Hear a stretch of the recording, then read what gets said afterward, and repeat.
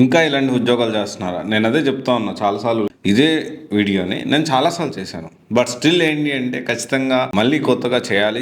నేను రీసెంట్గా కౌన్సిలింగ్ చేస్తున్నప్పుడు కూడా ఒక స్టూడెంట్ చెప్పాడు. ఏంటి అంటే తను పాస్ అవుట్ ఇయర్ వచ్చేసి 2021లో అతను కెరియర్ స్టార్ట్ చేసిన తర్వాత ఒక కోర్సులో జాయిన్ అవ్వడం, ఆ కోర్సు జాయిన్ అయితే దాంట్లో జాబ్ రాకపోవడం, జాబ్ రాకపోయేసరికి హైదరాబాద్కి వచ్చిన తర్వాత మంత్లీ ఏదైతే హాస్టల్ ఫీజులు అది కట్టుకోలేక సో ఇంకా తప్పనిసరి పరిస్థితిలో నాన్ వాయిస్ ప్రాసెస్ జాయిన్ అయ్యాడు. సో మంచి ఎంఎన్సీ కంపెనీలోనే, కంపెనీ పేరు ఇప్పుడు అనవసరం, టాప్ ఎంఎన్సీ కంపెనీలోనే పికప్ అండ్ డ్రాప్ వ్యాన్ అంతా మంచిగానే ఉంది. మంచి ఫుడ్ కూడా ప్రొవైడ్ చేస్తా ఉన్నారు. సో స్టార్ట్ చేసిన తర్వాత ప్యాకేజ్ వచ్చేసి ఆల్మోస్ట్ 3.25 అంటే మంత్లీ 27,000. మంచి కమ్యూనికేషన్ ఉంది కాబట్టి 27,000 28,000 అరౌండ్ అంతా 3.25 ప్యాకేజ్. కెరియర్ స్టార్ట్ చేస్తే ఇప్పుడు దాదాపు 4 years అవుతా ఉంది. తన ప్యాకేజ్ ఎంతో తెలుసా? 4 లక్షలు దాటింది అంతే. 4.5 సంథింగ్, దాదాపు 1.25 హైక్. ఏది 4 years లో. అదే ఐటీలో ఉండుంటే ఇప్పుడు 12 లక్షలు 13 లక్షల ప్యాకేజ్, నాకు పిల్లని ఇవ్వట్లేదు ఈ జీతం చూసి అని చెప్పి బాధపడిపోతాం. సో ఇలాగే చాలా మంది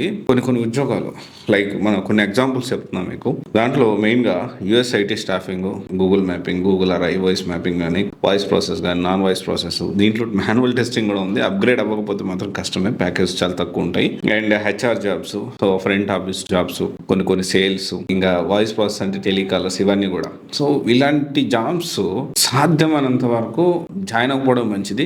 సర్వే అవ్వలేని పరిస్థితుల్లో జాయిన్ అయితే గుర్తుపెట్టుకోండి, అది మీ ఫుల్ టైం కాదు, టెంపరీ జాబే. అది మీకు టెంపరీ ఉద్యోగం. కెరియర్ ని పాడు చేసుకోవద్దు. తెలియకుండానే డబ్బులు వస్తున్నాయి కదా అని చెప్పి ఒక రెగ్యులర్ జాబ్ కి మనం అలవాటు పడిపోతా ఉంటాం. So which is not at correct. చాలా మంది జాబ్ రాలే, సర్వే అవ్వలేని పరిస్థితుల్లో డబ్బులు లేవని చెప్పి డబ్బులు అర్జెంట్ కావాలి చిన్న ఉద్యోగాలు చేరి అక్కడితోనే వాళ్ళ జీవితాలు ఆగిపోతున్నాయి. ప్రతి ఒక్కరు గుర్తుపెట్టుకోండి. సో మీరు ఏ ఉద్యోగం చేస్తున్నారో దాని ఫ్యూచర్ ఉందా లేదా అనేది క్రాస్ వెరిఫై చేసుకోండి.